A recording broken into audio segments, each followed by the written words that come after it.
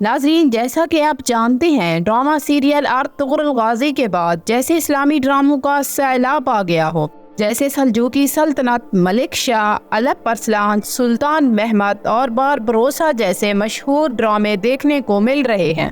جب سے سلطان صلاح الدین ایوبی ڈرامہ شروع ہوا ہے، تب سے لوگوں کا ایک ہی سوال ان کی زبان پر رہتا ہے، آخر پاکستانی اداکار کب اور کس سیریز میں نظر آئیں گے؟ اور بہت سارے یوٹیوبرز نے اتنا ہی کہہ دیا کہ پاکستان کے ساتھ پرینک ہوا ہے۔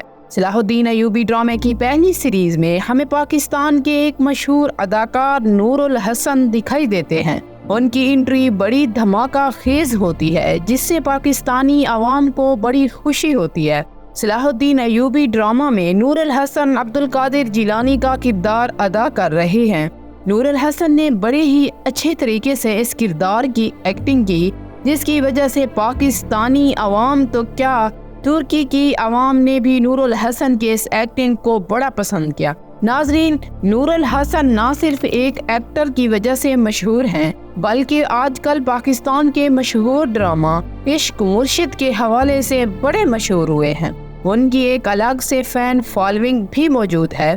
نور الحسن ایک اچھے اداکار ہونے کے ساتھ ساتھ ایک اچھے ہوسٹ بھی ہیں، اس لیے اگلی سیریز کے بارے میں یہ بتایا جا رہا ہے کہ اس میں صلاح الدین ایوبی کے زیادہ تر ساتھی پاکستانی اداکار ہوں گے، جن میں سے چند ایک کو کاسٹ کیا گیا۔